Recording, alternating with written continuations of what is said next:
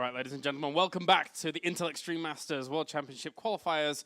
And now this is where it really starts to get serious, Sean. That's right. The winner of our next couple of games, well, the winner of our next 2 games, winner of our next 3 games. 3 out of 5. 3 out of 5. Winner of the next 3 games are going to qualify for the Intel Extreme Masters World Championship, held on the 12th of March in Katowice. So you remember the stage last year, you remember the Hero versus Rain, Hero versus SOS, sorry, finals. Looking forward to this one and get these 3 in. But who will they be? Well, let's find out. Let's jump into game number 1, Varney Research Station, as we have spawning down to the south. It is our blue Terran, representing Dig Pixels. It is Fantasy. And up to the north, of course, you all know him pretty darn well by now, representing Team Liquid. It is Snute. Challenging the Koreans once again. In a best of 5 now, by the way, as well. I have the map order. It is Varney Research Station, then Catalina, then Overgrowth and Dead Wing, and then finally, if needed, it's going to be Inferno Pools. Everyone's favorite map at the moment. Yep. Favorite, bestest. But anyway, all right. So, it's very exciting actually to see these two face off against one another, especially on level footing, where Fantasy is actually in Europe, actually playing on this server, not having to battle against anything extra. So this is pretty cool. Of course, Fantasy, formerly on SK Telecom, has or was on that team since 2007. He was on that team for 7 years until he recently left to join Dead Pixels. Hasn't had the most success recently. No. Qualified for GSL and Star League, but couldn't get past the first round. Bit of a hard time. But here he is in the only qualifier that he's attempted for this event.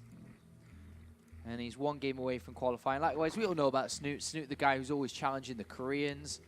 In every tournament last year, he was going toe-to-toe with some very, very top-tier Koreans. And here he is again, playing one of the, well, if not the best Korean in Europe right now, Fantasy, in a best of 5 to see if he can go through. That's a good analysis of the situation, considering I guess he's just here for visiting. It's going to be 3 Reapers from Fantasy. So pressure very early on against Snute, who has taken a gas pretty fast. So he can get Zergling speed to be able to push this back quite easily once it's ready. And on the other side, of course, of the brackets, there is Cure versus Bunny. If Bunny's able to advance there, that means it would guarantee a non-Korean at Katowice, as the 3 players have to advance on. So that will be very interesting. But Cure, very, very strong player. Difficult to beat him. He is very good. But he is going to have that latency issue that Fantasy doesn't have. Good drone micro here. Just moving back the weakened ones, still buying some time for his Zerglings that do pop up in the good time. And hasn't lost a drone yet, microing away the ones that are weak. So yeah, big game now, big game. Good control there so far by Snute, as his Queen pops out. And will shoo away that Reaper, but second one's on the way. So the pressure does ramp up from here with that 3rd one just about to pop as well. Yeah. Snute only at 2 Queens currently though. 3rd one should start.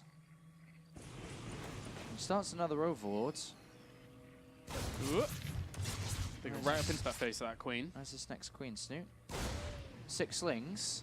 Ah. Well, his speed's almost finished. That's the interesting thing. So be careful. I think he's kind of, instead of going for the Queen, obviously realizing his speed's almost finished, is doing that. Yeah, 6 slings is hoping to catch the Reapers on this side of the map.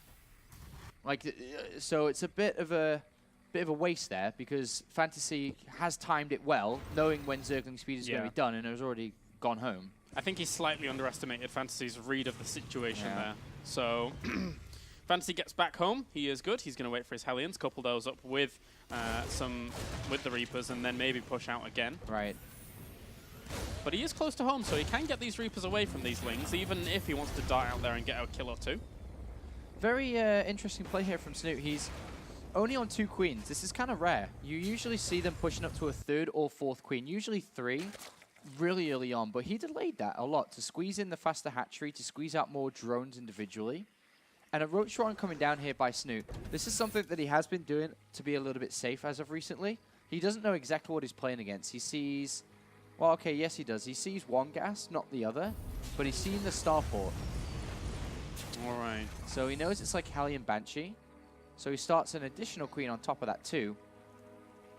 Yeah, any extra little anti-air you can get here is nice. And his creep spread is pretty good. So he's just got to be very careful not to take too much damage versus these Hellions, Reapers, and Banshees. He's being mindful of those 2 creep tumors that he has at the front. It allows him, obviously, when they do actually spread in the same direction. Once they're off cooldown again, he can actually spread it to pretty much the edge of the creep if he's keeping really on top of it and checking there he is. So that's good attentiveness to detail for Snute. Fantasy chosen to play Bio over Mech. He's pushing towards these 2 queens. They don't have too much support with them. There's a few lings in the main base, but and 4 roaches about to pop out. Yeah, that will help a lot. Starts focusing the one with most energy there for a second, and a drone or 2 does die. Yeah, 2 drones there. Nice grab. But now there's a lot of queens out. 4 queens, 5 queens out currently with 2 more on the way. 7 queens in total. That's a lot of queens. That is, and he's making more. Yeah, that will be 7 queens with those 2. Oh, yeah, sorry. You're right. You're right. Well, yeah, you're right. It's a lot of queens. I guess it is very good, strong defense at the front. Double evolution chamber here. If it was to use this to very aggressively spread creep, that would be very sexy.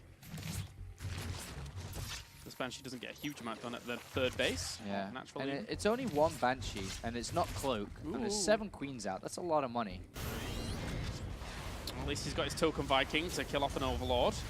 Oh, on the right, on the left even. Could find one on the right if he's very, very clever about it, but the other Overlord's positioned pretty far away. No layer yet from Snute either. 4th base going to go down. Yeah, it's chosen to get these 1-1 upgrades first. Layer should start next. Banshee just there in time to be able to deny that, so that's very nice for it. Extra Reaper in production. Interesting. I wonder why. Misclick? Or it'd be weird to just click a Reaper like that. Not sure. Well, we'll find out in a bit. But pretty late layer, started at 10 minutes. That is pretty late. So the Spire, it's not so much the Spire I don't think is a big problem with the layer being so late, because a lot of players like to delay building Mutilus until they feel very comfortable, but more the Baneling speed, I would say, that's could be a slight problem, because you're going to see Fantasy move out soon, because his first couple of Medivacs are on the way, and Combat Shields is on its way too, and 1-1 timing, but think about the Baneling Nest and the Lair. The Lair's still got a way to go, and then he's got to stop Baneling speed. Moving out on the left and the right, not only with the Banshee doing some damage to the gold base, but also the small contingent of Hellions and Reapers once again on the left, and even this potential drop on the right as well here. Fantasy is very soon going to be all over Snute, but Snute spots a bit of it maybe at the Watchtower. Yeah, this is the part of the game now where Snute needs to keep stabilized and keep control of different locations. We know that Vanny Research Station can be a difficult map if they're dropping your 2nd base and then harassing this left-hand side, getting rid of creep, pushing that 4th. So now comes the balance between very good defense in the right locations. Yeah, he's already clearing up a lot of the creep on this right-hand side, which will eventually make this potential taking of the gold base a bit weaker here for Snute. And 2 spores and a lot of defense back there. Yeah, there's plenty of Banelings and Zerglings. But there's also Hellbats ready to attack this 4th. And Snute cannot afford to go down to 3 bases. He must keep this hatchery on the left-hand side alive. Even a Widowmine as well. Good little composition. Oh, finding some damage from the low ground there to do something. But let's say the Widowmine is here, which could be very, very annoying. This hatch, well, at least he's nice and speedy on this creep, but that's Lynx flooding in single file, and they really don't want to be doing that against that army. That's pretty scary. Banelings, do they do a whole lot? Actually, they cleaned up quite a bit, but the reinforcements are still very strong here for Fantasy. Remember, there's still 2 Medivacs and 16 Marines to the top right as well. Yeah, that haven't got too much done. They're going to grab themselves a Queen. Oh, but the transfuses are good there by Snute. He's trying to clean up both of these sides. Saves this hatchery on the left and pushes this down to the bottom on the right away. But not cost effectively. Did trade off a lot to be able to make that work. There's still 4 Widow Mines around this area. Rearming. Ooh. And now it's time for Fantasy to have another drop.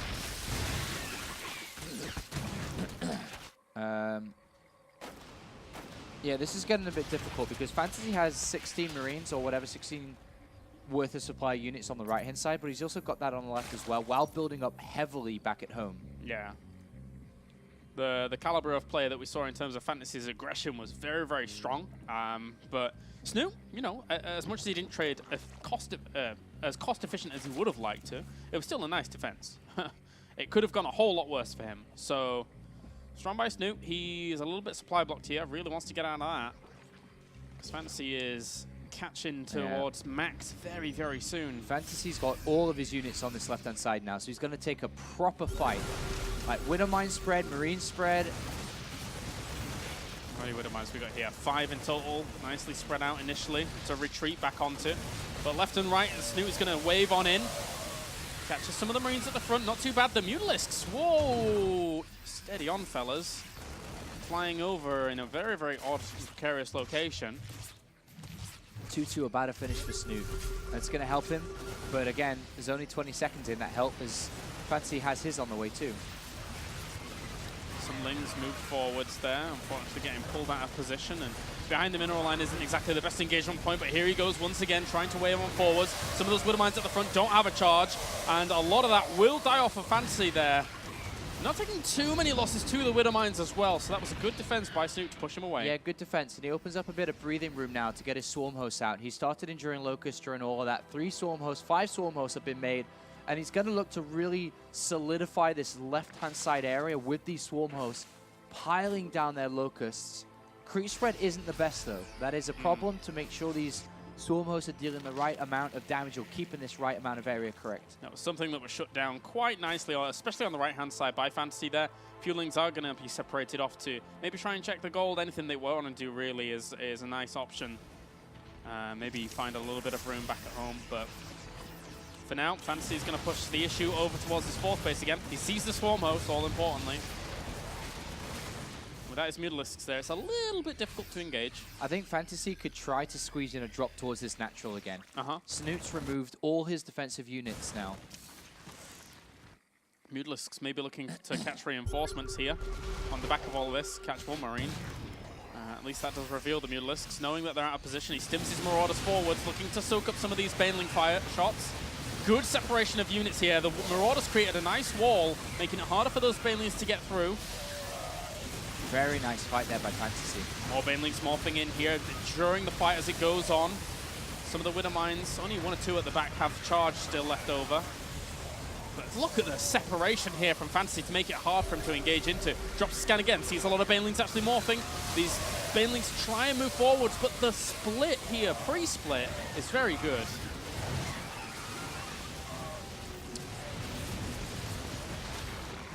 Is there a window here where the hatchery could get sniped? No, I guess there's too many Banelings. Too many Banelings. That 1 Widow Mine doesn't really quite hit the mark.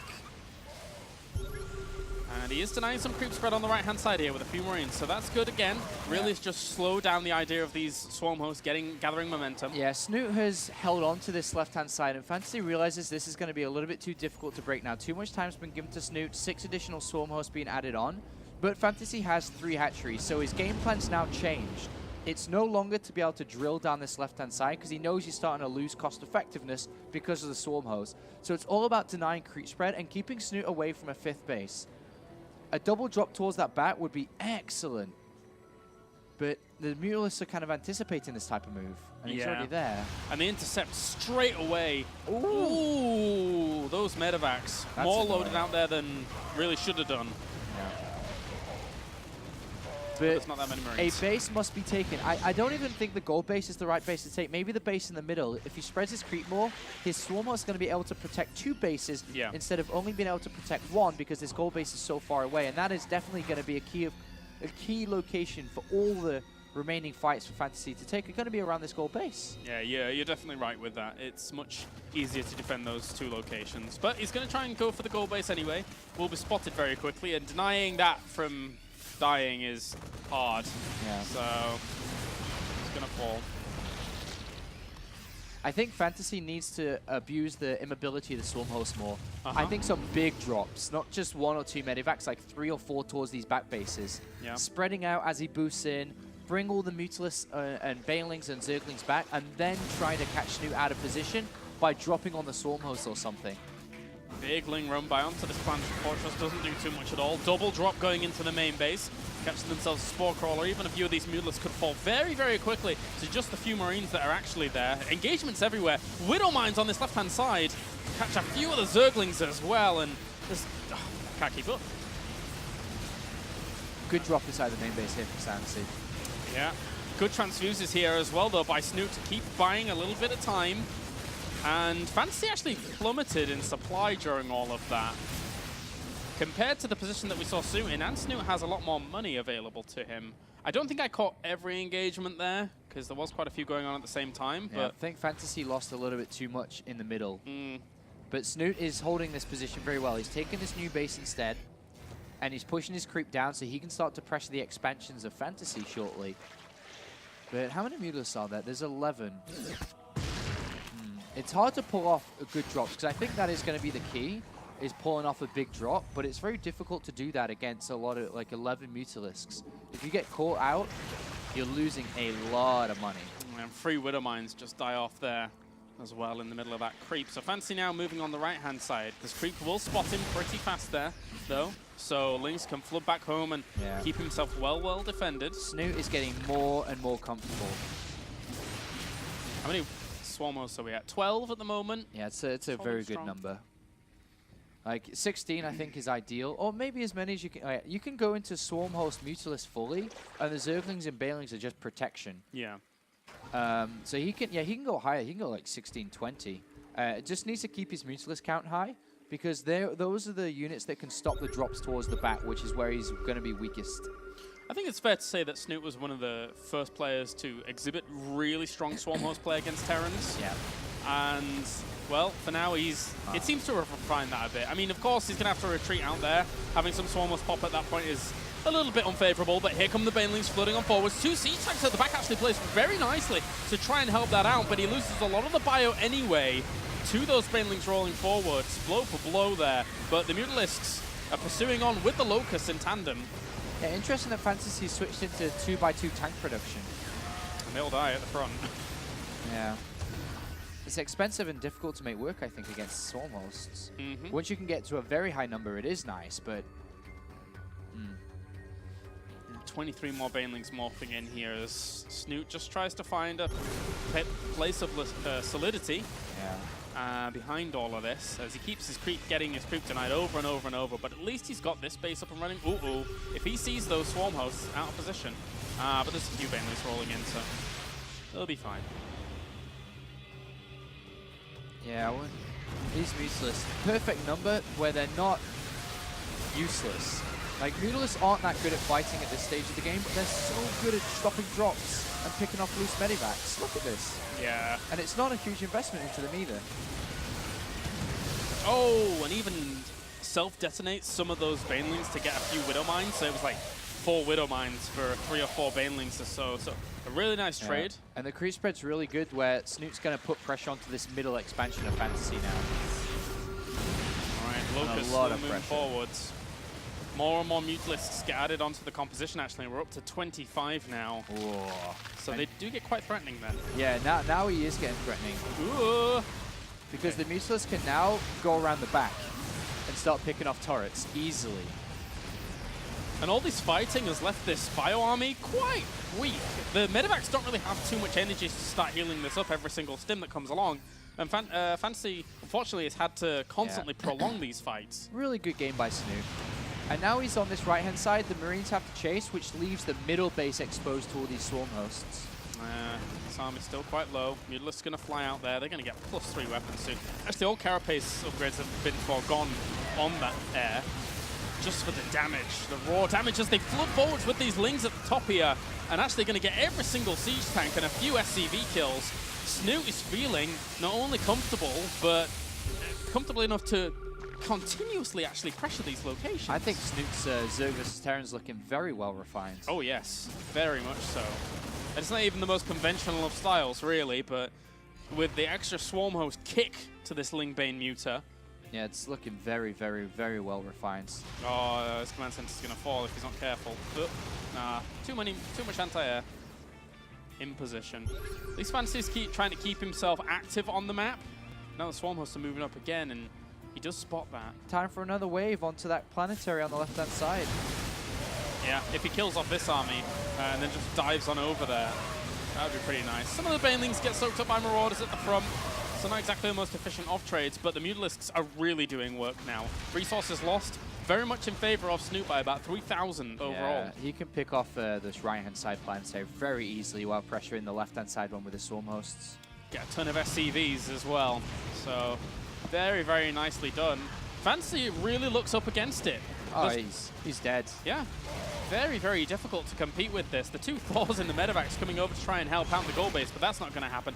And his planetary on the left-hand side is being slowly chipped away at. Yeah. And he's got Infestors on the way for packaging lands. Yep, if Fantasy tries to charge towards the Swarmos, the Fungar comes in and the Banelings take care of the rest. Strong style, really strong style. Armor and Carapace started up for these Flyers as well now that they have +3 weapons. So they'll do a huge, huge amount of damage once an engagement comes. Mutalisks need to go to this planetary on the left and just pick off the turret and kill everything there. Yeah, not much that you can do about that. And that's really the lifeblood of Fantasy. Once that dies, then his entire game plan goes down the pan.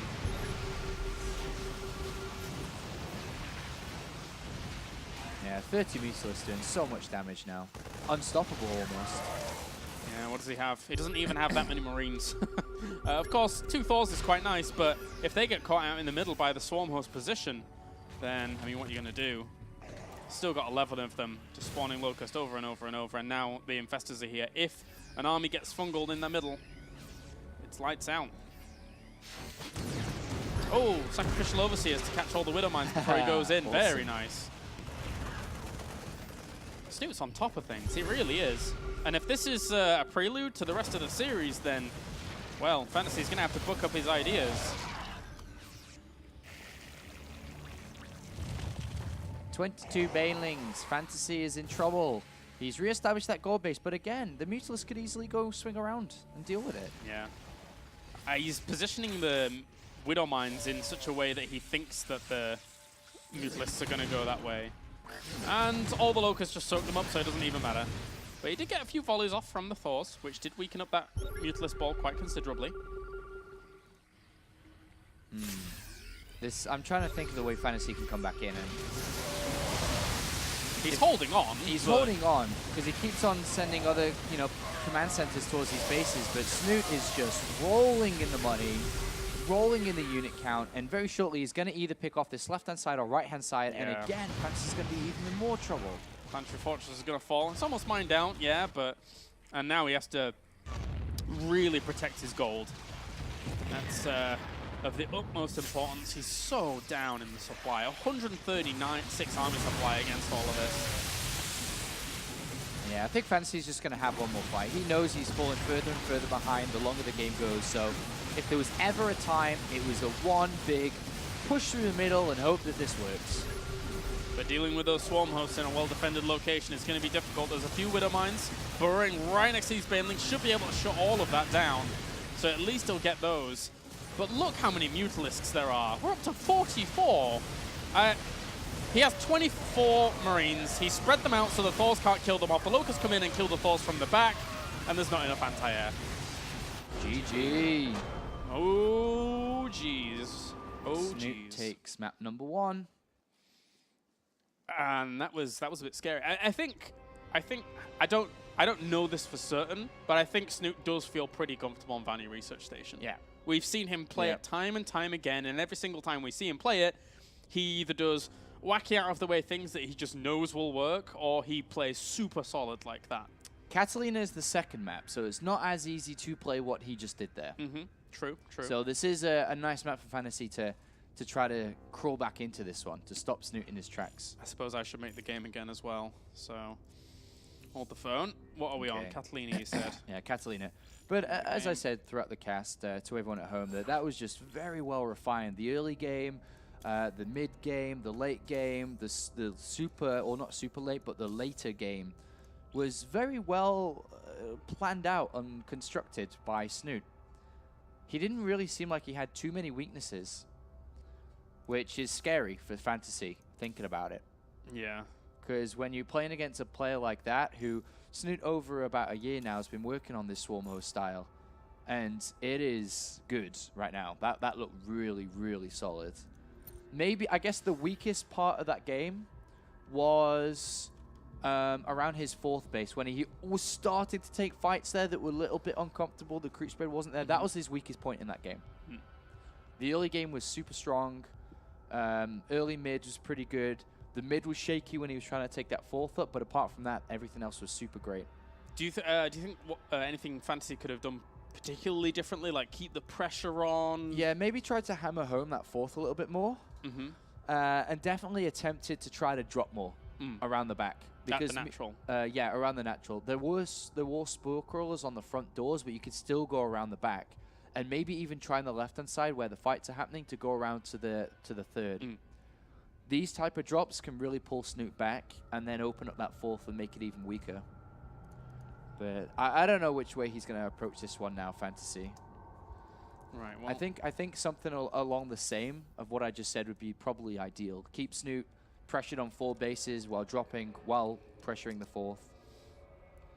All right. Well, we're going to get into game number 2 then. Catalina will be our map. So on this map, you're favoring Fantasy more quite heavily here, or you think that Snute can kind of give it a good game? I think that it's going to be a good game. I don't favor anyone drastically here, but this is a good chance for Fantasy to make it 1-1. All right, well then. We're loading up now into game number 2. Snute is 2 games away from advancing onto the Intel Extreme Masters World Championship. Let's jump in to our second map of this best of 5. So we have spawning down to the bottom right-hand corner. It is our blue Terran. It is Fantasy. And up to the top right, it's our red Zerg. Currently 1 game up. It's Liquid Snute. So these positions are okay for Terran.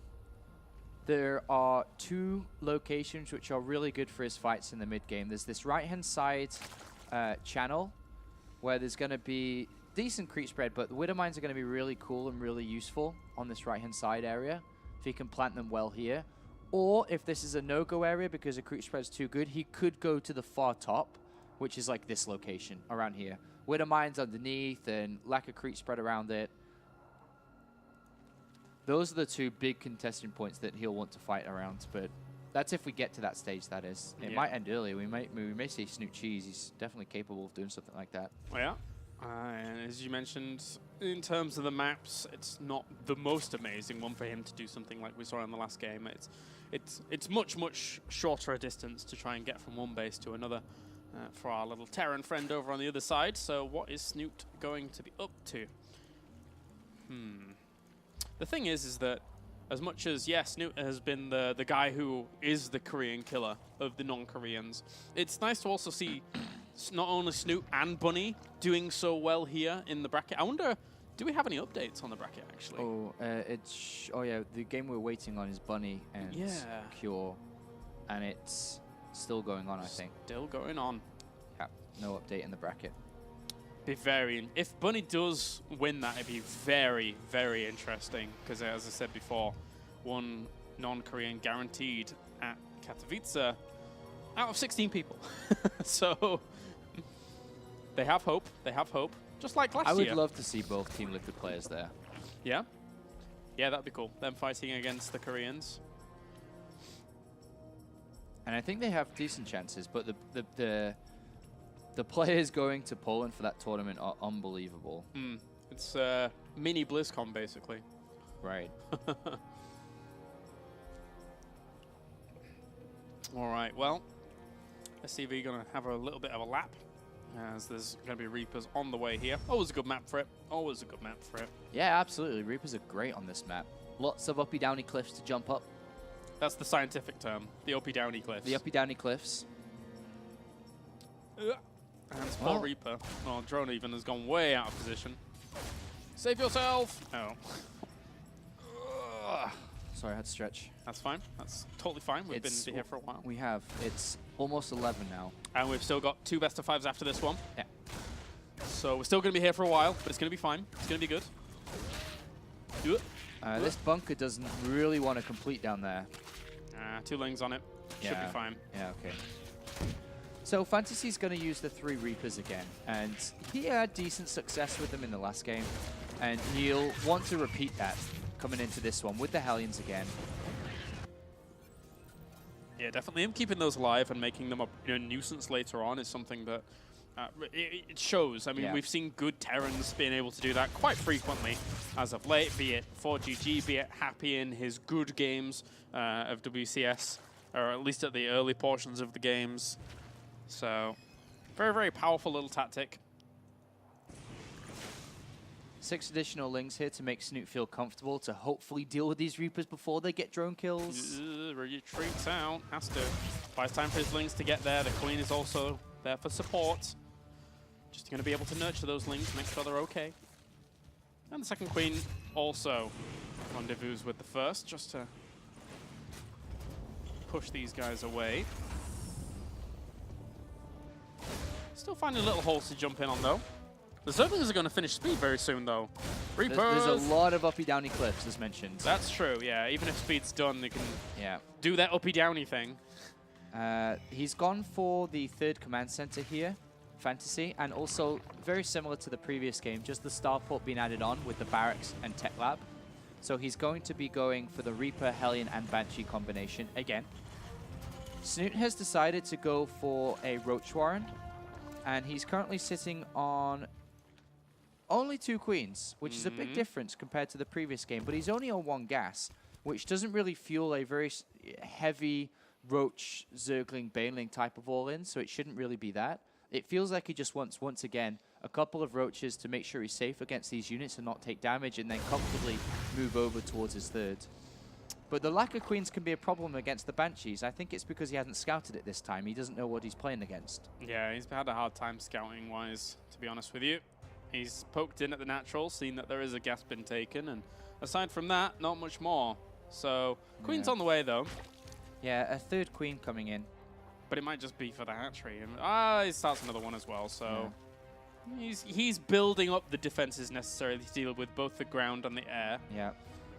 Remember, any creep tumors he can get here, Fantasy, is going to assist what I mentioned before, the fights that he can take around this area. But sadly, loses a Hellion. A little bit sloppy there. Just caught on the wrong side of the cliff. And this extra Ling's going to move out here to reinforce his 3rd base as he drops the scan and sees... he's worried. He thought there would be an all-in coming. Yeah. He dropped the scan, so he knows there isn't. All right, so he's going to pressure this location. The Roaches really want to deal with that, but if it's only going to deal with the Banshee alone, then the Banshee could have done some extra damage, but the Queen will help out. Nice micro there by Fantasy. Picks off the weak Roach. And he's going to get a few drones for his triples as he goes into the main base as well, into natural even. Uh-oh. It's pretty vulnerable here. Could do quite a bit. Extra Ling's going to reinforce. Maybe catch themselves a Hellion at the back. Drones spread themselves out. He's taken 9 work kills so far. Not got as many, though, as I was expecting, considering he got all the way in here. Wow, nice control by Snute. He didn't lose anything during a good 20 seconds there. I would say that was a really good addition from Fantasy to add into his game this time. When you rely on just a couple of Roaches, they're not very fast compared to a lot of Zerglings, as most Zergs do. So he decided, okay, if you're going to defend with 4 Roaches, I can pull you to the right-hand side like he did, and then charge into the main base. But unfortunately, he was only able to get, as you said, 9 kills for every single unit there, including the Reapers, which isn't worth it. He's fallen behind in this game. He's lost his map control, and Snute is in a decent position. Yeah, unfortunately a little bit supply blocked, but with seeing that command center move over to the 3rd as it has and the ability to push that away, this really does kind of hinder the economy here of Fantasy. So it's a bit annoying for him. This Banshee is going to dive into the 3rd base again, but the Queen is poised. It's so low on health with this Banshee that 2 shots will just do it. Well, this 3rd is kind of cheeky to be taking so fast, especially after losing all those Hellions before. You have no place on the map. Not right now, at least. And what stops Snute here from just, I mean, with the taking away of all that harassment and aggression that has gone on and him having all the map control, what's to stop him really doing something similar to last game if he's in a little bit of a lead? And I think that may be the case. Another thing that Fantasy has given up is the ability to deny creep spread. Look at that right-hand side I pointed out was going to be a key location. There's too much creep spread here for him to ever really be able to push this back and take good fights at the right time. That's really nice for Snute, and you can really see the downside of him losing those Hellions and Reapers come through. At least the bio is in a position where it can get out here pretty quickly because it's so close already to his third base that they can just poke at that and fall back to their third with the bunker there. So he just starts to clean all that up, but there's a lot of Lings and a lot of Banelings morphing in now. Yeah, if you could get those back through tumors as well, that would be very nice. Yeah. Ooh. Almost. Almost. Infestation Pit's on the way, though. Baneling speed's going to be added on. Yeah, Snute only on 3 bases. And only on 3 hatcheries overall. Ah, yeah, that's true. So, previous game he was on much, much more. He was on, he had a 4th hatchery already been used, or at least not used, but being built on location, and then had a macro hatch too. Yeah, a little bit of a slow pace to this game. I guess kind of giving a bit more respect to the map. Snute's playing for a much faster Swarm host game. Much faster. The transition is much, much earlier. Which probably limits him to these 3 bases. Maybe, yeah. I guess you could be a bit more aggressive while being defensive down that right-hand side because they are so close to one another now. So I don't mind the idea of that, but he has to make sure that his flanks are very protected. He's got to make sure he doesn't get pulled too far, you know, stretched too far here, stretched too thin, because he's trying to make the Swarm host play pretty early. Oh, everything's loading up to the left-hand side, and he might just go with everything into the main. But there's Banelings and Lings already there to catch them. Yeah, not way you're going to be able to really do that. He's actually going to go for it, though. I'm surprised he really went for that. That's a lot of defense. You got some more creep tumors in the middle. I'm surprised that Snute tried to make this move into Swarm host so early this time. I think it's too early. Like, he's given away all his creep tumors and all his creep spread. He's given away the fact that he can't take a 4th. I think it was way too early. Well, he may be quite constricted here, as they're going to dive on some of these Swarm hosts and actually catch one of them with some Banelings as well. Loses a little bit of the army, but there's still plenty, or a little bit even, trying to defend the main base. At least Fantasy, once again, though, is keeping on top of the left and the right flank, trying to do some damage here and there. He drops in the main base. Banelings are already on the way to defend it. And this push on the right-hand side is getting slowly closer to those Swarm hosts. He's starting to get pulled apart a little bit too much now. This drop inside the main base. Ooh, those Banelings did all right for him, though. But the supply's still in favor of Fantasy. Really doing well with his macro. And the thing is that whenever Snute expands towards an opponent, if he even tries to get a 3rd, 4th base during all of this, Fantasy expands away from his opponent, which Swarm hosts, they're never going to be able to encroach on that 4th base location for a long time, so Fantasy's economy is going to be okay. Do you think Snute's going to take this hatchery at the 3 o'clock position? Or maybe like the 4 o'clock, this one? It makes the most sense, considering. Yeah, I guess so. As long as you protect yourself from the aerial assault of like drops and stuff between the bases, but he expands whilst defending. He can put a Swarm host in a really good spot. Banelings going to crush a little bit of that bio.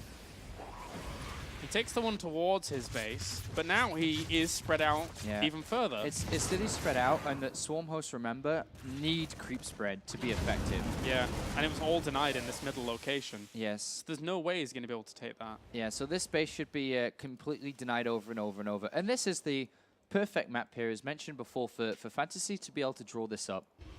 The 4th base is exposed. He can easily get dropped inside his main base. His Swarm host count is not that impressive. Yeah, there was an insta-cancel there by Snute, who just knows that it's going to be very difficult. This drop as well has gone pretty much unnoticed, and it's a triple drop, which does cause a lot of problems.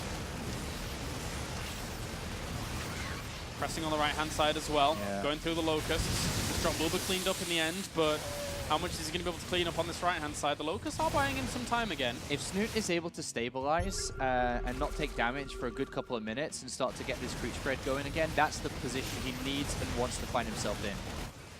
But it's so much pressure all the time. Yeah. Fantasy is not letting up, and he can take his 4th base. Yeah. Again, the command center is flying over there now, so. Fantasy is very good at this. This is his preferred and known by style in Brood War. Was just to drop all over the place. He was the harassment Terran that drop, and then eventually kill you with a timing. Terrorist Terran, if I recall. Yes, and he is playing that kind of style now. Just drops all over the place and wearing Snute down after time. Snoot's decided that this 4 o'clock location is probably the right one after all of this harassment does happen, but again, even when he pushes this away, there's another triple drop going into the main. It's got 3 Widow Mines in this as well, so any kind of Baneling attack here is just going to get destroyed. Oh, dear me. Wow, Fancy is all over Snute in this game. Yeah, I don't think this is maybe the right map to play Sormos on, or at least not the right time to play Sormos in this game. And Snute's starting to fall apart now. The spawning pool's going to go down, which means he can't build any Zerglings for the next minute.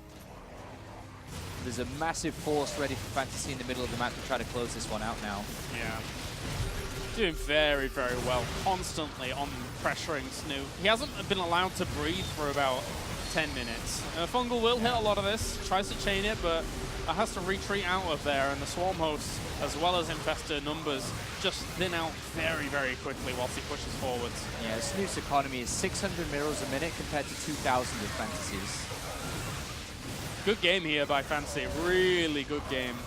And makes you wonder what would have happened maybe if Snute brought out something more aggressive, but the way Fantasy opens with the standard Reaper, Hellion, Banshee style play, it's hard to make some aggression work off of that. There you go, GG. Fantasy ties up this series 1-1. Yeah, really well good, played. really solid game from him. Yeah. And that was the map that he was always going to do it on too. Vanny Research Station, a lot more tight, a lot more compact, making Sormos play a lot more viable, but this map was a little bit difficult to do that. Yep. Oh, well. That means we're going to go on to map number 3. You have it on your list somewhere. Yes, it is Overgrowth. Overgrowth. Okay. Which definitely can be Swarmhouse map. He can play this again here if he wanted to. Okay. Do we have any updates from Cure Bunny? I'm going to keep poking you each time, I'm sorry. I gotta find it. It's one of these tabs. Alright. Nope. It's no result on the bracket. Okay. No. I'm very eager to find out. Very, very eager. Do you want Bunny? I take it Bunny you want to win then. It would make for a nice mix. Oh, I need to host the game again, damn it. It would make for a nice mix. 2-0 against Bunny. Ah, okay, well. So it is Bunny who fights Hydra in the next series for the chance to go to Poland for the Touchscreen Masters World Championship. Unfortunately, Bunny is bubbled. He's been eliminated right before the big game. It was going to be difficult to beat Cure. Cure is very, very strong. That's pretty impressive from Cure to be able to beat Bunny cross server too. Yeah, you're right, you're right. We are just now waiting on Take, and then when he is in, we are good to go into game number 3. No build order. There we go. Okay. I don't normally do this hosting game thing. So. You're a man of many talents. Observing, hosting, commentating. Jeez. And that's about it. Not much more than that.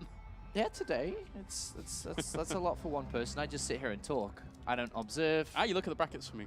Sometimes I check the brackets. Yeah. You're right. Sometimes I do check the brackets. Which I do appreciate. And the bracket was not up to date, but it was Cure. All right. So I've started the countdown for game number 3. Overgrowth is going to be our map. And as you said, potentially a good map for Snute to establish his Swarmos play again. He went into it much quicker, though, than game number 1. He didn't really build... He went for the Infestation Pit before the Spire. And you usually make this transition once 2-2 melee upgrades have completed and your Evolution Chamber frees up to get the +1 missile attack, and then you do it together. That's the normal timing. But he did it much, much earlier, trying to do it on 3 bases, and Fantasy just wrecked that. All right, well, let's get into game number 3 then. Overgrowth will be our map. As we are spawning down to the bottom left-hand corner, tying up the series, it's our blue Terran. It is Fantasy. And up to the top right, it's our red Zergy. Representing Team Liquid, it is Snute. Snute. I'm pretty sure that's actually very close to how you pronounce his name Yeah. in Norwegian. But Everyone just calls him Snute, though. yeah, sup Snute. Yeah. If you kept harking on about it's Snute Day or whatever, like I'm pretty sure people still wouldn't change. Gonna have a 2 barracks, are we not? Are we? Yeah. Ooh, baby. All right. This has been used since the beginning of time against every different Zerg player. Snute has had success versus it, but he's also been eliminated in tournaments because of this build. His Overlord's going to see it so early. Oh, dear me. That's interesting. Wow, the change up of the direction on the Overlord, I don't even. Look at that. He's already got a gas on the way, too. Oh, God, and he put the second barracks even closer to the Overlord. And he didn't, Yeah. I don't think he revealed that he saw it, right? No. Ah, cheeky guy. So we're going to have a big surprise coming out for Fantasy. He's going to walk over there and he's like, wait a minute, you already have Zerglings? Yeah. And the funny thing is, this is just Fantasy's lack of knowledge about Snute as a player. Is Snute recently, in the last couple of weeks or so, or maybe last month, has really, enjoyed going gas pool with varying success. He really likes doing this against Reapers because he can get the cancel on the command center. He obviously loves it against command center first, and here it's pretty decent as well. It's not a bad build. It's really fun to play getting Zergling speed so early on. He's even getting a Spine Crawler too.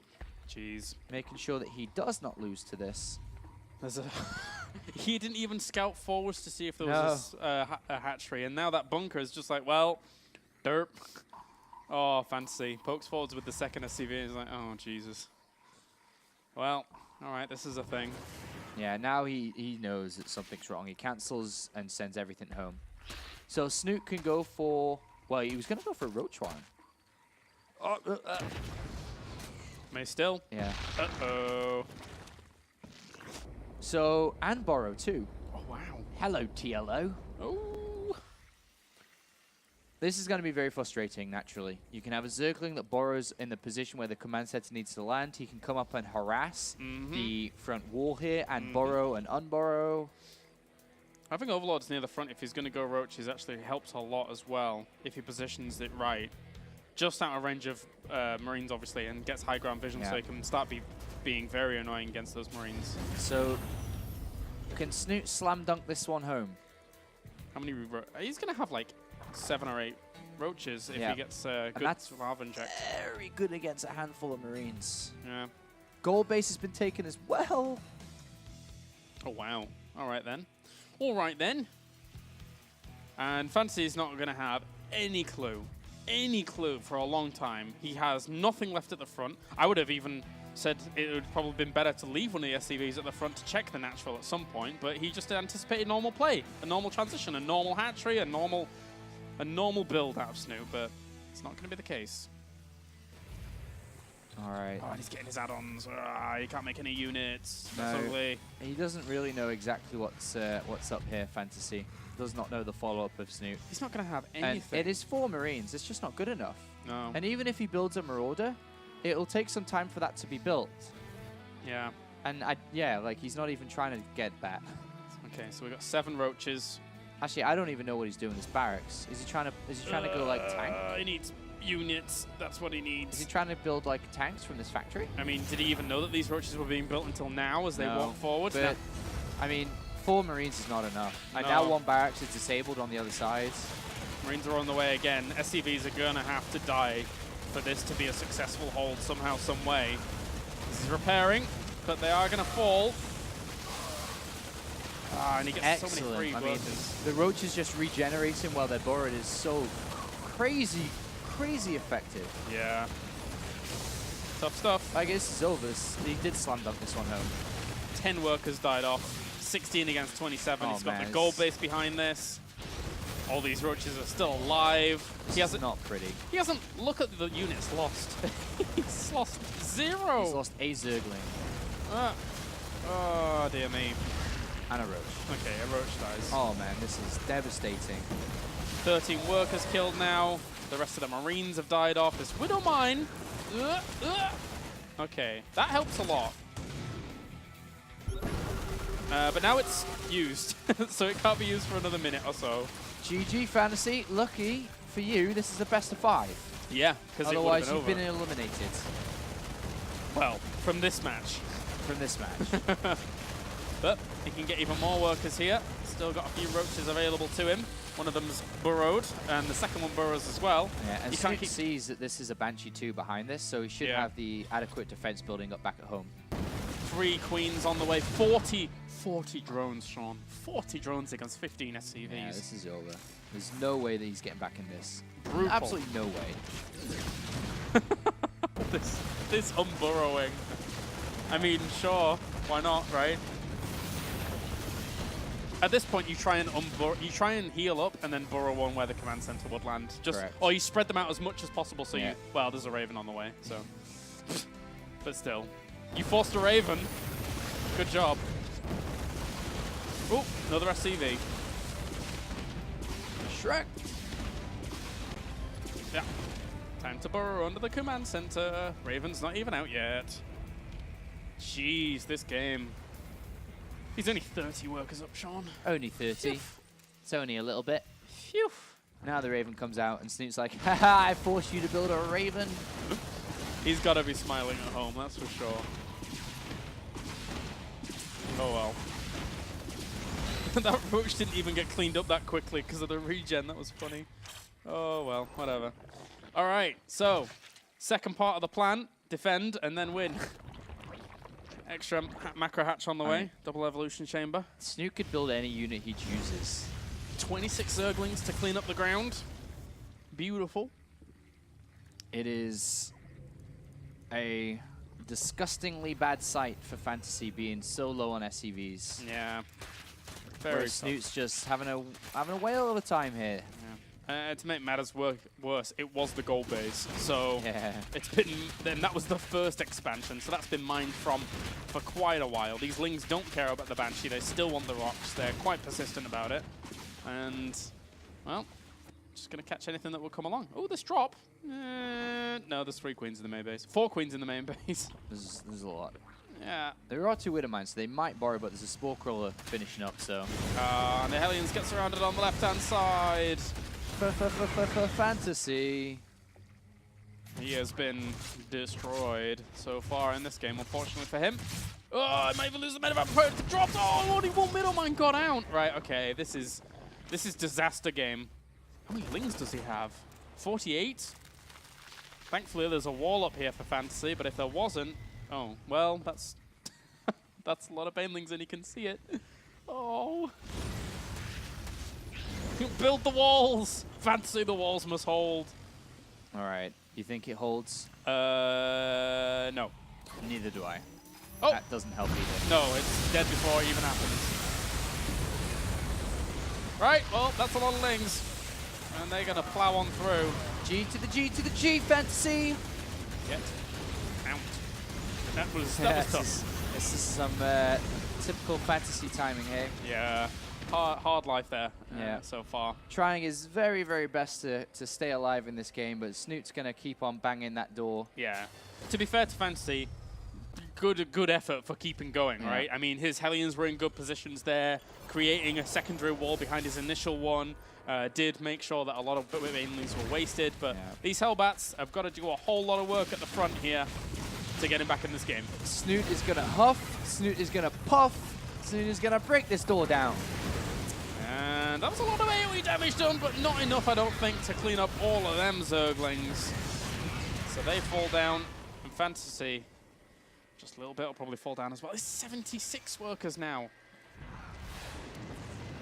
Fantasy's playing this game like 5 minutes in the past, where his Viking has just got out and is killing a few Overlords. But on the other side of things, our Zerg has 4 bases. Yes, he does, and he's now about to finish up with a Spire, and there is not a lot of anti-air. There is 1 Viking and that 1 Raven. That is it. Yeah, the walls are keeping Fantasy alive. Yeah. But this is Fantasy being Fantasy. Double factories getting added on, so Fantasy's going to play this even slower. even slower. Just try and get tanks out, I guess, and hold the fort, hold the line. But Snooty boy, has Mutalisks oncoming very, very soon. Yeah, and that's when the game's going to be very difficult to hold on to. He is adding on some turrets that will help protect himself on 2 bases, but this is a fully saturated 80 drone Snute waiting to finish the game. Yeah. Like, it's been over since that Roach attack happened. Look at the supply, 164 to 74. This is a very typical fantasy GG timing, as he's been known for and famous for a very, very, very long time in StarCraft. Snute, is he gonna? Yeah. Yeah, he is. All right, then. Well, yeah, that's a lot of Banelings. You need more than 1 Hunter Seeker to really kill all that off, that's for sure. Mutalisks going to head into the main base, do a little bit of harassment. Unit count, we're at 10 Hellions and 2 Vikings and a Raven. Going up against that. Here come the Hunter Seekers, but if they go on Banelings before they even do anything, then, yeah. Just blow the command center up. Yeah. Do whatever you want to do. Do it again, do it again. More Banelings, woo! Snoot's going to fall back, being 100 supply up and supply blocking his opponent. Still thinks these Hellions, to be fair, against a wall, could probably actually kill a lot of Zerglings. He has 121 Zerglings. Yes. Fantasy is not done yet. He'll stick in it to the very end. Imagine if he did come back. Just imagine that. Just imagine it in your mind. Yeah, it would have been the sickest comeback ever. Yeah. But he may have stepped out a little bit farther. Actually, that many Zerglings on the screen just then being hit by Flame did make this PC drop frame a second. That's how many Zerglings are there? 98 now. He lost a few. Yes, he did. Oh, the Hellions are going to get surrounded now. Sorry, Fantasy. No! Well, he still killed off a lot of Zerglings. GG! Snute takes one of the most anticlimactic games for a while, 2-1. Yeah. But then we now have one more map for him, and he does move on to the Intel Extreme Masters Katowice World Championships. That's pretty big. Very, very big. And I think out of all the players in today's qualifier, if there was somebody that was deserving of a position to play at the World Championship, it would be Snute. What was the map again? Sorry. Let me. Deadwing? Yes, correct. Okay. Yeah, it would be Snute. He's been so deserving of it. He has had incredibly 3 different top 8 finishes in a 4-tournament tour that the Intel Extreme Masters have. He had back-to-back-to-back top 8 finishes in Shenzhen, Toronto, and San Jose, and then unfortunately a top 18 at Taipei, which he came very, very close to making out with the open bracket, where he lost to True or Leenock or someone like this. It was Zerg versus Zerg. Where are we at? Shenzhen? No, the last tournament he played at. Czech. Oh, okay. Yeah, so he was in the winner bracket final, lost 2-1 to Hyun, and then lost 2-1 to Czech in the loser bracket and was eliminated just by being 1 match away from playing in the main tournament. And he was sad at that, but he definitely deserves to play at the World Championship. And if he beats Fantasy, and he's going to. All right. So on the other side of the bracket, the other semi-final has begun. Yes. Oh, okay. Okay. Just 1 map. Just 1 map. So we will be jumping into a little bit more of that as we go on. Yeah. Okay. Yeah. Cool stuff. Apparently, Cure was falling asleep. Oh. And he was begging to at least do 1 game, and Hydra likewise was falling asleep. Okay. They played other qualifiers today. Yeah. So they were begging to start. Please. Yes. Well. And our admin, Graham, gave in and said, okay, we can start 1 map of that series. Not so it'll go on forever and ever and ever. Because they still got another game afterwards as well if they lose. Yeah, exactly. So, okay. Snute and Fantasy are ready. Okay. Deadwing is going to be. So this actually, I think that the spawning positions are very important, because if they get cross-spawning positions, Snute is going to be smiling when he loads in, because this is so nice to be able to play on a big map against a Terran player that it's going to be very hard for him to engage. But even if they don't spawn cross positions, if they spawn vertically, I think Snute's going to be happy with that too. Yeah. Even though that is more Terran favored, his Swarm Hostile fits perfectly into these positions. Definitely. You can get creep spread going really, really fast on those vertical positions. So unless Fantasy shuts that down, then could be bad news bears. But let's get into it. Game at number 4, even I should say. It is getting late. As we have cross positions indeed. Up to the top right-hand corner, it's our red Zerg. It is Snute. And down to the bottom left, it's our purple Terran this time. It is Fantasy. So cross positions it is. Mm-hmm. Cross positions means this is pretty awesome for Snooty. Yes, yes, yes. You're going to have that awesome creep spread through the middle of the map that we know and love he has. And then this is going to be very difficult for Fantasy to engage correctly into, because to access the 4th base of the Zerg, he must go deep onto creep. Deep onto creep. If you thought Varney Research Station was difficult for Fantasy when he wasn't really hitting the left and the right as much as he could have been doing, then this one is going to be a whole other kettle of fish. This is going to be pretty difficult. I don't think Swarm Host is good on this map, though, for Snute. You think he just goes for something? Yeah, I think he should just play a more regular game. And the reason why Swarm Host won't be as good on this map is the map's too big. Yeah. Like, if he is sieging up from his 3rd or 4th, he's going to have a crazy time to get over the other side of the map through harassment to Fantasy's 4th or 5th. But Snute has chosen the same build again. He's gone for the gas first. He's expecting command center first here. It's a calculated risk, which has been correctly anticipated, and he's going to be able to get the kill on this command center, if not win the game. Yeah, it could pay off. Could pay off, though it should be very, very nice start here for Snute going into this. As we'll see if he's going to be able to really solidify himself here in this series, and if he does, wow, wow, wow, going on to the Intel Extreme Masters Katowice. It's big. And the thing is that of any non-Korean potentially going, he is one of the only people that you would think would have even stand a chance in a field as strong as the World Championship. Correct. So, correct. Snute, rounding out the lineup potentially. Yeah.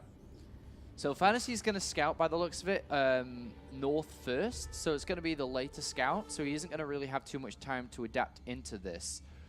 So there's a couple of things that work okay for Snute here, is that he does ideally want to play against Command Center first because there's nothing really there to stop the Zerglings, only a couple of Marines or so, but they will not be able to go down and protect that Command Center, which will force its lift. So he'll be pushed back off this one base, I would imagine.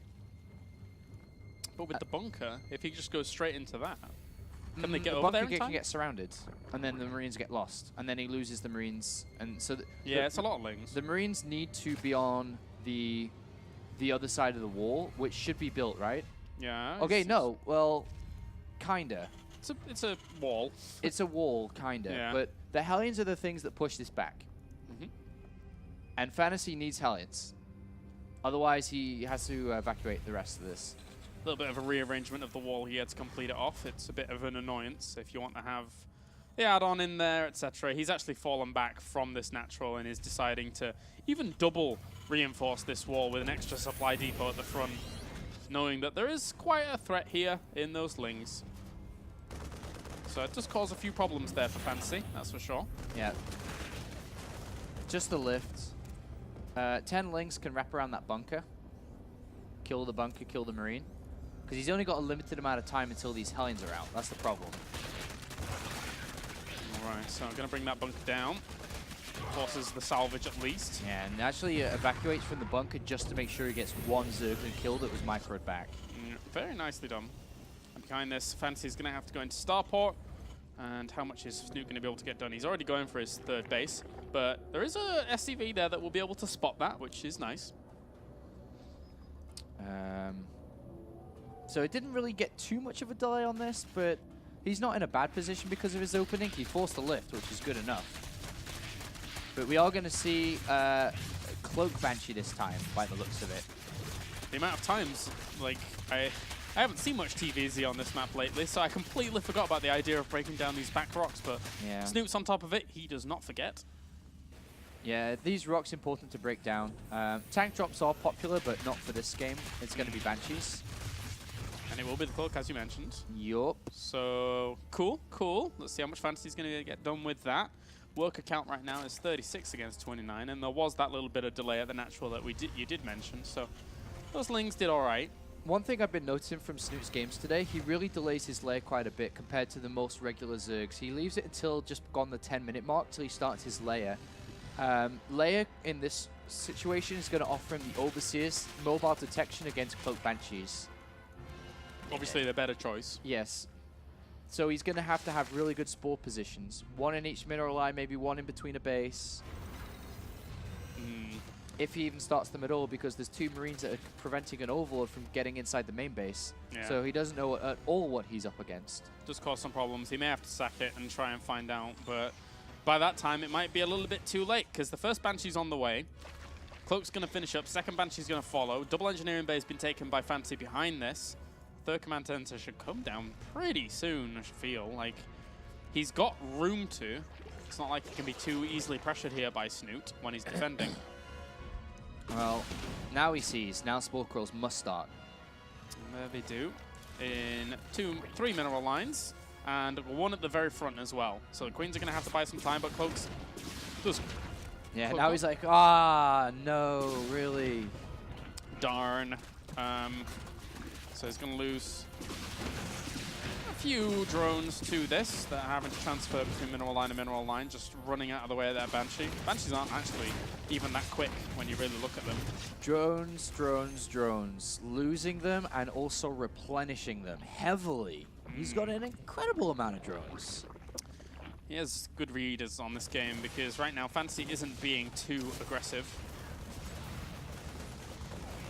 And that third command center even does fall and go down to the location, as he can't be really pressured himself either. There's that late layer. I do quite like it though, actually. It gets a lot of drones before it even starts. It's like 70 or so. Yeah. It's crazy economy. Yeah.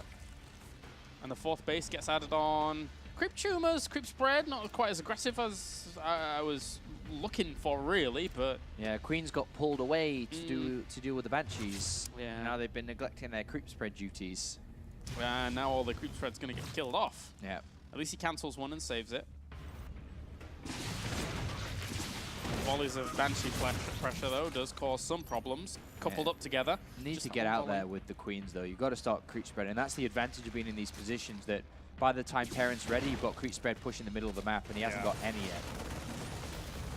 I'm going to break down the rocks towards that 3rd base as well, so he can keep that fully walled off, raise those supply depots if he wants, not have to have any hazardous run-bys go along.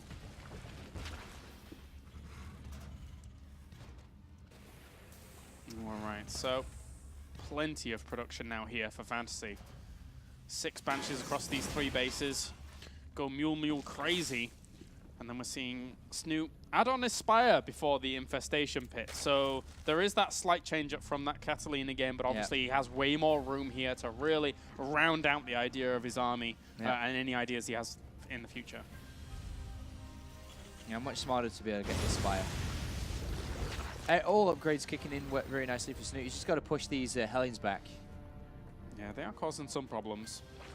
And the Roaches should be able to deal with that, which allows him to re-spread this creep in the middle after cancelling one of the tumors.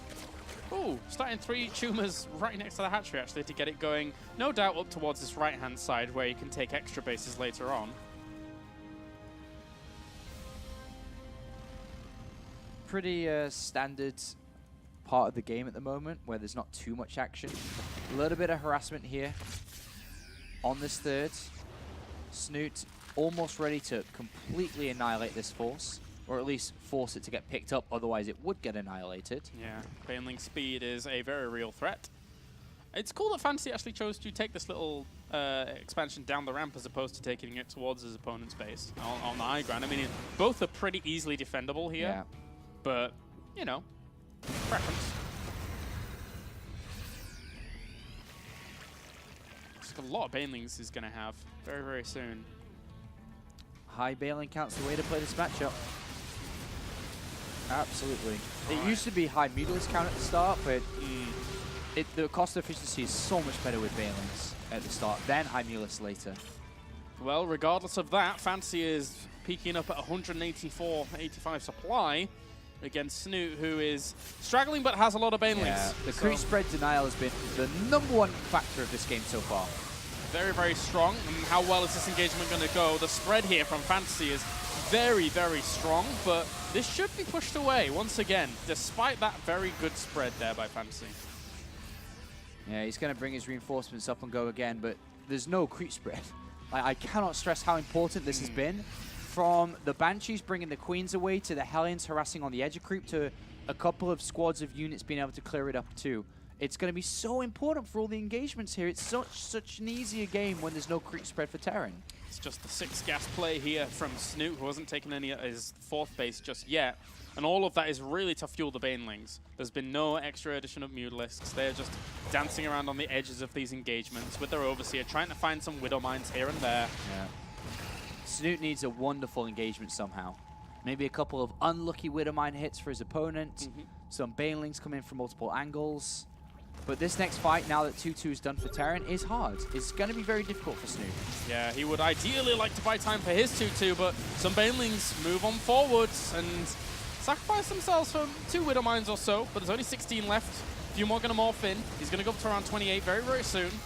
If he can get some good hits here. 10 seconds till his 2-2 completes. Just waiting now. Biding his time. Likewise, Fantasy. I don't think he realizes just how close that 2-2 is to completion, but now it does come along. There's a lot of Lings and Banelings now gathering up. He's almost maxed out. Likewise, as Fantasy, they're rallying everything to the front. Yeah. And here we go. The pre-split's very good here for Fantasy. This is going to have to go back through waves and droves of this army. Even a Thor in the mix. How much is he really going to get done? He kills off quite a bit of that, chasing it on back, but there's still a few Marines left over on either edge, but that's a lot of Lings still flooding forwards. Where are the Mutalisks to help all this out? I think they died oh dear. A while back. But this is Fantasy just walking over Snute. Only 8 Banelings being morphed in. I don't think it's enough. Snute is hurting. He's lost a lot of drones. He had a drop, I think, that was on his 3rd. That's where the Mutalisks went to deal with, but they couldn't deal with it. Oh, it was some of the units on the low ground as well that were firing up from there. But here come the Lings again. Banelings are really trying to get through to the juicy core of this army. They killed the Thor off at the front, and the Lings are trying to pursue on even further here with upgrades matching one another's. They will chase this back. Gives him a little bit of room, but that one Widow Mine, oh, it killed a lot of Zerglings there. And again, we're going to have to see a Baneling morph, and there's only 4. It's not a lot. No. It's not a lot. And Fantasy's going to regather and go again. He's got a 4th base up and running out, uncontested. He's got 3-3 on the way, so there's no need to rush this. He's just got to build up, sit on the edge of creep again, take another good fight. Then if they trade off, great. Fantasy's got the better income. He can trade off equally and then go again when he's got 3-3. And he can just head over to that 5th base as well that we're seeing for Snute and shut that down quite easily. Although that being said, the Mutalisks do intercept. A nice little victory there for Snute, but he's down in army supply by quite a bit. So yeah, it's going to be a difficult fight unless the Banelings get some very good destinations. Yeah, Fantasy scans. He's like, where is it? Where's what? Where's your army? Where's your army, mate? Is that it? You've only got a handful of Banelings? Is that it? It's great news. And he's going to go every which way direction, over to the left-hand side, over to the right, keeping some of the core army in the middle as well so that he can press the issue down that way and boost on forwards. Yeah, it looks like he's just kind of going to harass for a little bit and wait till his 3-3's done, then take that fight. Oh, more worker kills everywhere. 4 Widow Mines in that mineral line. This drop was cleaned up by the 2 Queens here, but another drop over on the right-hand side to try and pressure down this base. Units on the low and high ground at the 3rd. Yeah. And Widow Mines on the ground. 40 seconds, 30 seconds until 3-3 is done. You can really see why he did garner the nickname the Terrorist. He is, when he gets going, he is all over. Yeah, Fantasy's a hell of a player. All right, well, forwards with all his banelings. They don't really get too much done. Fantasy's maxed out against a 130 supply. And now he's got 3-3. He waited patiently until the upgrade was done. And now all he's got left to do is to finish off the game. This is too much. Pressuring on forwards. He even focuses down the one or two Swarmos that were in that mix. And there's no banelings left over. So Zerglings, Mutalisks are going to get absolutely destroyed in this location. And Fantasy made that look very, very easy. Yeah, he played awesome that game. He played really, really good. And this has been a neck-and-neck series. Oh. Difficult to know which player is really going to, come out ahead. And now we go to Inferno Pools. Yeah, and Inferno Pools, the last map to decide who wins and who loses. Who goes to the IntelliStream Masters World Championship, and who has to play in the third match playoff. In another series, I guess they do get another chance, but it's going to be against the loser of Hydra versus Cure, which is currently ongoing right now, and is looking at being 1-1, so I'm told. So we'll jump into that as soon as we can once Snute and Fantasy's finished. We will definitely see the winner of that series, no doubt. Yes. But like I said before, the players were falling asleep, so they had to start. Yeah, kind of makes sense. They have been battling all day from the very beginning of the day, literally in Europe, as Europe time goes. It's been about 23 hours, roughly, since the first IntelliStream Masters qualifier begun, which Snute did play in. Yeah. At 1 a.m. It's been a hell of a day for all of these guys. Yeah. Who, it's funny how you look at it, because every single one of them, did Fantasy as well? Fantasy is only played in the European one. Okay, so aside from Fantasy, everybody else has just been going played in game two, after if game not three. after game after game. And now, again, as you say, we go to Inferno Pools. So this is one has high volatility. Let's put it that way. Oh, especially in these spawning locations. Oh, so dear. let's get into it. Fun times. This is going to be fun. All right, spawning over on the left-hand side, it's our blue Zerg. It is Snute. And spawning on the right, in horizontal positions, it's our red Terran. It is Fantasy. Okay, let's see the builds. These positions very difficult for Zerg. But Life made it work. Life did make it work because he cheesed. Because he's Life as well. He attacked. He attacked before his opponent was ready. It wasn't fair. Yeah. Maru wanted to get his 3 command center build working. But yeah, this is going to be difficult. The third and fourth for Zerg are going to have to be expanding to the left-hand side way. But you have this middle area, which is so close that all the creep's going to be denied. It's just not easy. It is not easy to play against a Terran. I mean, when they're rallying through this area. I can almost fit the distance between natural ramps on one screen fully zoomed out. Yeah, it's rough. It's very, very, very close. Yeah. Fantasy's going to open up with a 3 Reaper build, which is perfect. Totally perfect. You can jump into the main base from the back of the base. Surely Snute almost he's going to go for a hatchery first. I was going to say he almost has to go for kind of the gas pool opener that he has been going for in the past, because there is this potential, but oh well.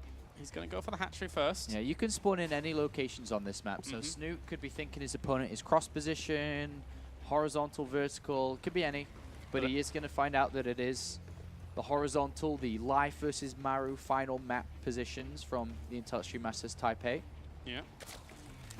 Gas is going to be taken here for Snute. Needs to bring that in fast so that he can get himself that gas up and running. And now Fantasy knows where Snute is. Snute is having a good guess that he's down here.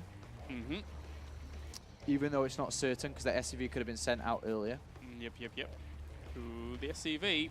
He's going to come over here and maybe even throw a bunker down and cause even more problems here for Snute. Yeah, the spawner pool was late because he got the gas first too, remember. Drone gets sent down so that he can try and delay this if it does happen. He's always going to chase and chase and chase and chase. And then Snute will see the Reaper, I think, here.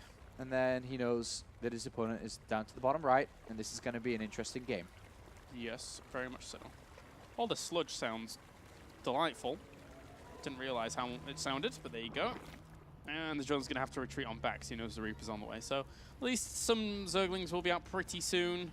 No drones down at the natural to be picked off at, but he is going to have to micro these drones for a little bit.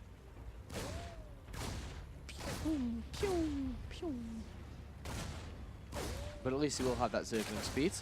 And I wonder if he can use it for anything more than just pushing the Reapers back.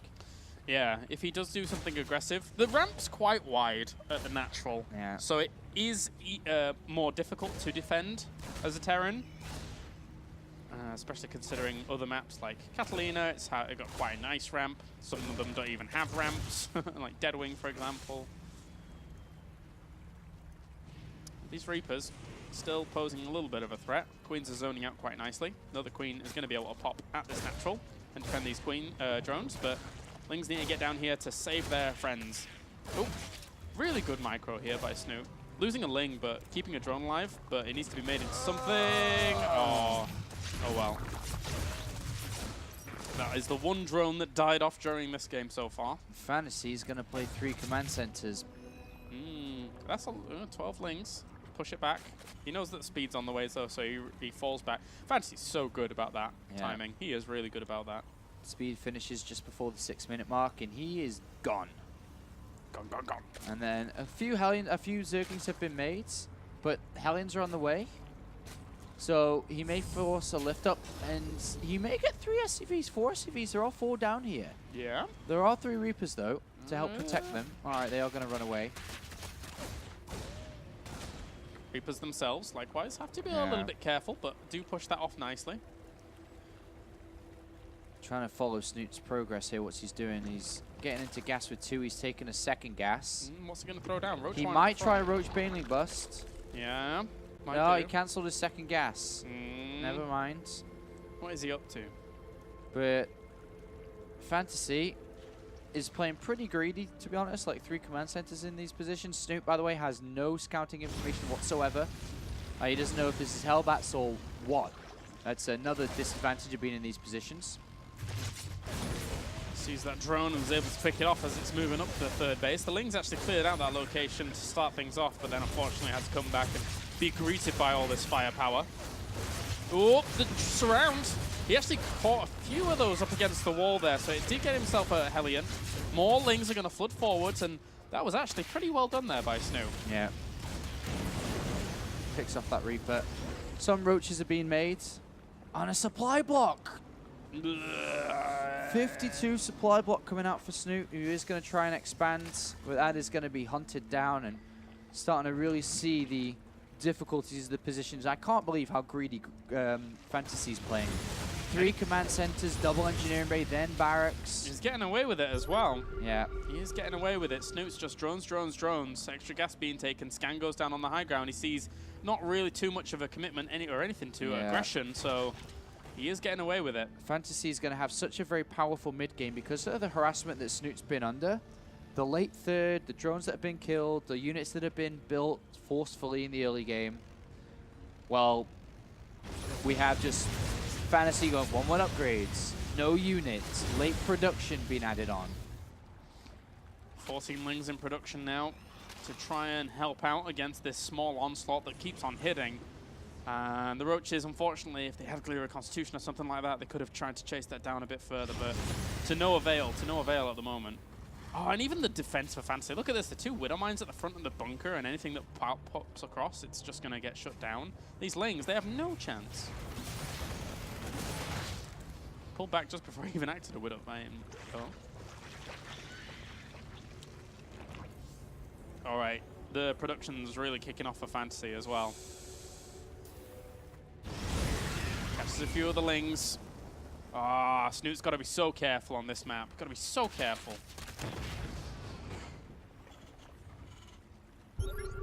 Another scan. Just always want to know if he's about to be attacked or not. Complete. Base is No under surprise. Yeah. At least he forced the lift up for a second, repositioned some of those Lings so that they're burrowed underneath, and the Hellion army is way out of spot to actually deny that. So he is slowing his opponent down a little bit, but these Hellions might go on a suicide mission for drones here. Oh, no, Lings are too well positioned defensively. I think they should balance on the edge. Excuse me, to try and get some creep tumors that are pushing towards that 4th base, making it difficult for Snute to play the next part of this game, which is when that 4th needs to be taken. That would be nice. Oh, catches some with Roaches.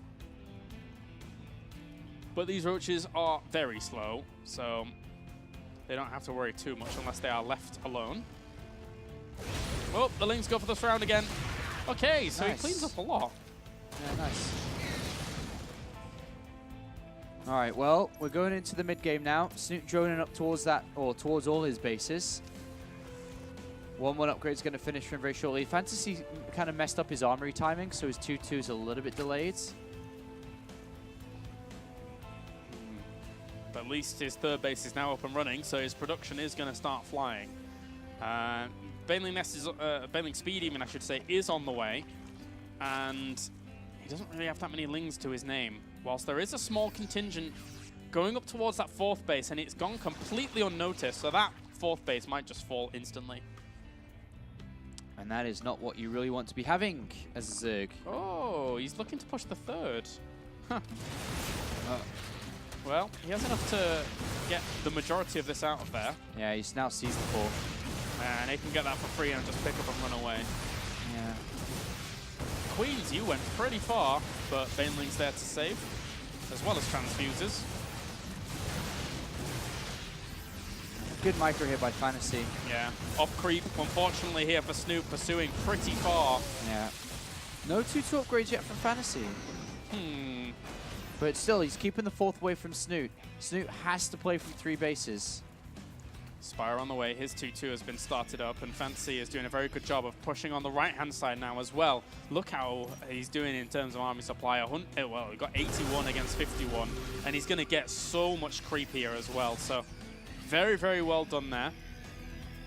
If he keeps this creep back again, yeah, there's just, people really underestimate the value of creep. I just want to put it that way, because it's so important for the Zerg to have room to breathe, room to spread their legs and chase back armies again and again and again, but Fantasy gives him none of those options. While Snute tries to spread himself to take a fourth base, his natural is completely exposed. Yeah. I mean, you can see 1-2 Medivacs pick up units from all the way back on the other side of the map to drop that while keeping the pressure on with these 2 different assaults. Ooh. That was a lot of Banelings there. Didn't kill off everything. Would have liked to have, but now there's another section and another portion of this army, and the Widow Mine field is going to extend further and further back. Yeah, this fourth got cancelled again. Tough stuff, tough stuff. He really needs Fantasy to slip up on one of these angles. He needs him to forget or not control well enough so the Banelings can get a good destination. Maybe on creep, maybe that opens up an area. That Baneling did okay for itself, one moving forwards, and catches some of the Widow Mines on the retreat out. Nice, still 2 more though. And Fantasy's keeping on top of this army up to the top right. Picks the majority of it up, gets out of Snute is there. doing well though, you know, he's slowly pushing back this creep towards this fourth. He's defending on these 2 different locations. But Fantasy's a macro monster. Yeah. He just keeps on top of it again and again and again, and every single time you think you've killed off a good portion of his army, the same size, if not bigger, reinforces, and he's going to lose so many Mutalisks. He lost every Mutalisk he had. That's painful to Lost watch. every single one he had. And now Medivacs are free to roam the sky. They just pick up, drop anywhere they want now. No Mutalisks to worry about. And the blobs on the left and the right have gotten even bigger. He reinforced the top left blob with 2 Medivacs worth of units. The bottom right blob is now moving to kill off creep between the 3rd and 4th, so this is going to hit hard. He's maxed out. Yeah, Fantasy maxed out. Nice. Well, there's quite a few Banelings. There's not that... Well, there is quite a few Widow Mines. These are going to be quite important to land. Oh, he lost a huge chunk of these Marines at the top there to those Banelings. Yeah, nice catch by Snute. Very nice catch. And that could even things up a little bit here, but Fantasy's spreading himself out once again, as he usually does. There's a lot of Widow Mines all the way back, reinforcing Marauders as well as Marines coming along to aid this force. Very even army supply-wise.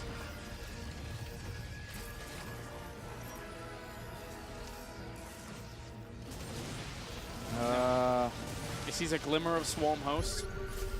Drops the scan. Can kill that off very easily, but the Banelings and Lings going to flood in from both sides. The Lings try to get onto the backside of this army and push it on away, and he actually does a pretty good job of it. That's a lot of Lings still on pursuit, and there's no Widow Mines here to stop that flood of Lings. Yeah, evacuation has to be coordinated by Fantasy.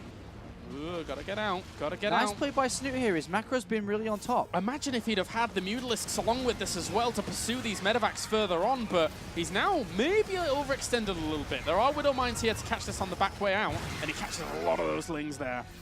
Yeah.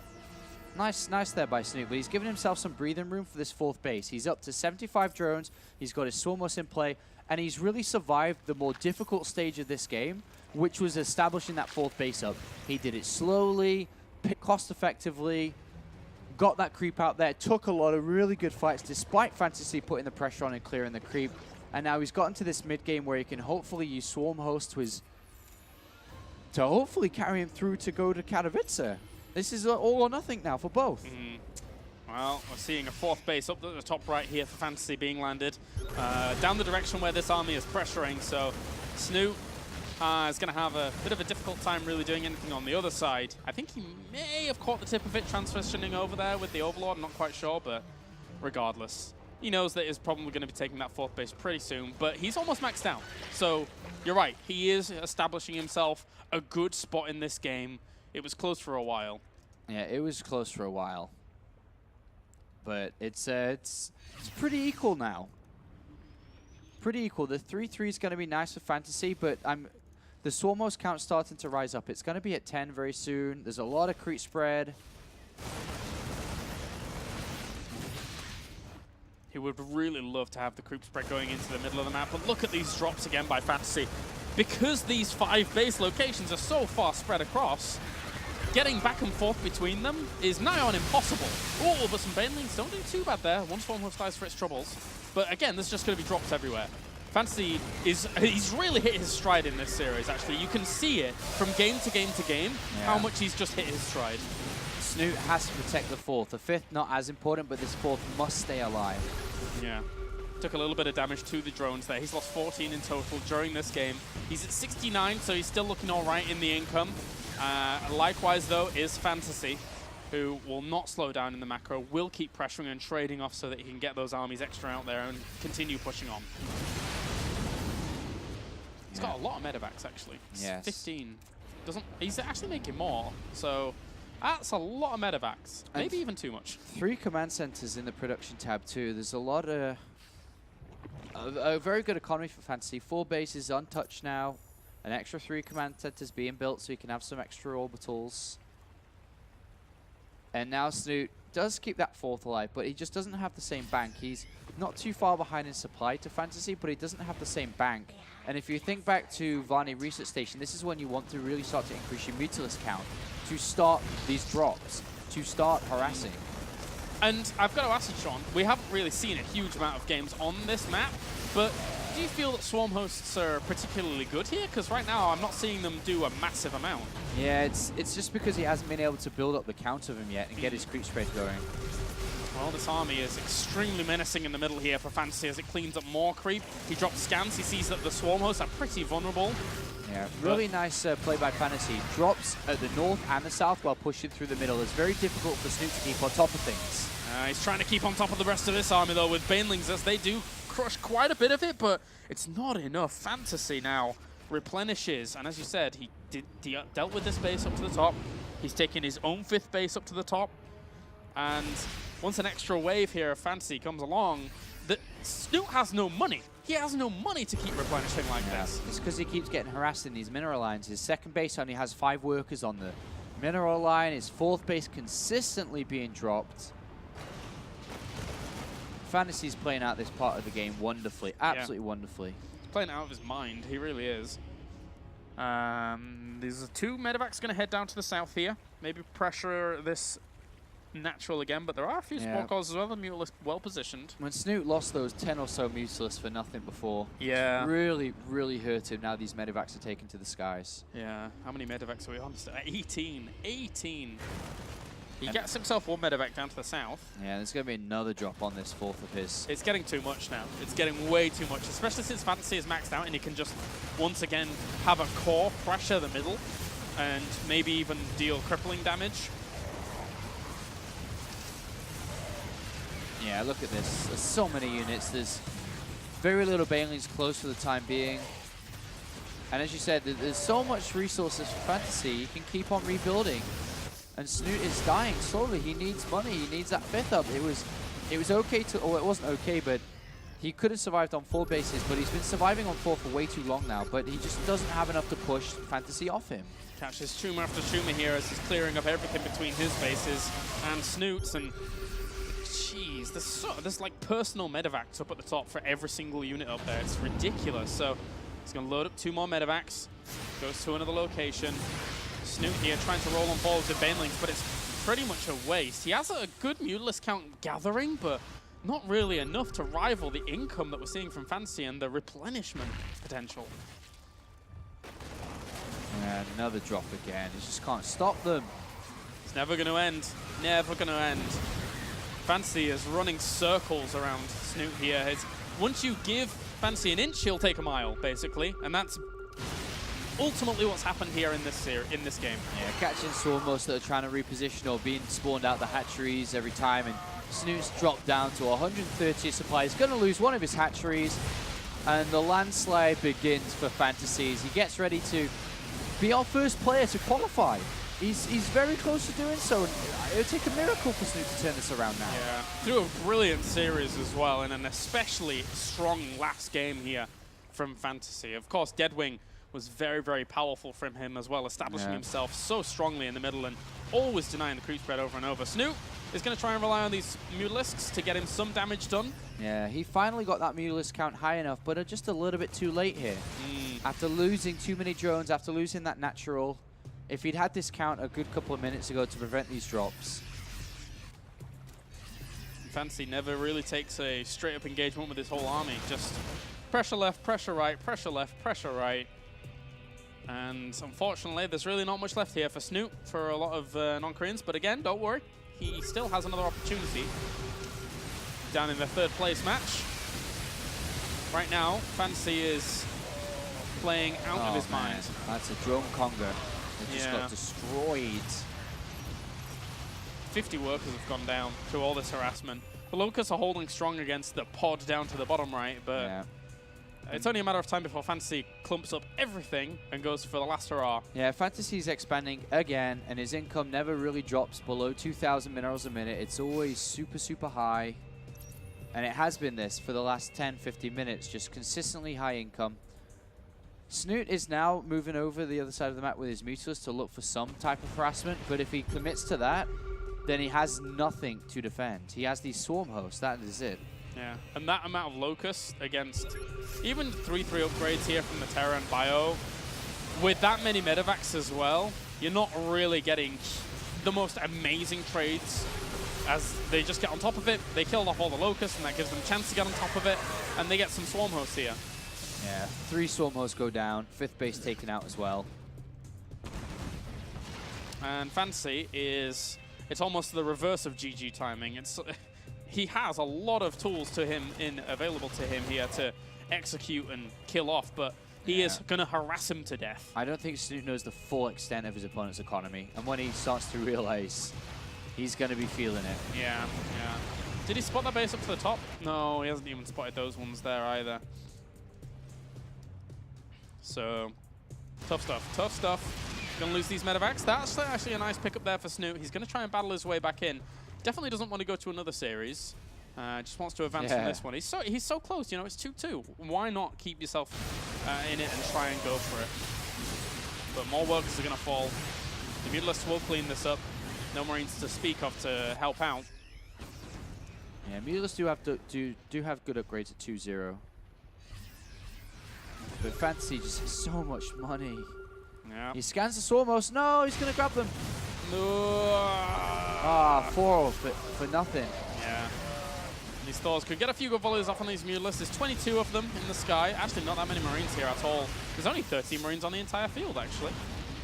But still, he's up against it. There you go. GG.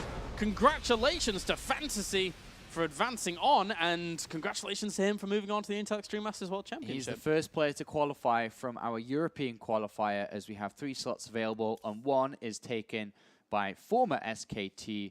Fantasy now currently playing for Dead Pixels, played in the European server, and he got what he wanted by playing here. All right, so that does it for our series. How are things going in the other series? You've been kept up to date. Yeah, it's currently 1-1, and they're in map 3 now. Okay. And we'll be jumping into that as soon as they're out of that map 3. Okay, and then after that, we can jump straight into the third place match. Correct. So, all right, we're going to go to a short break whilst game number 3 of that series wraps up, and then when we're back, we'll have game number 4 between Cure and somebody. Hydra. Hydra. Back in a bit.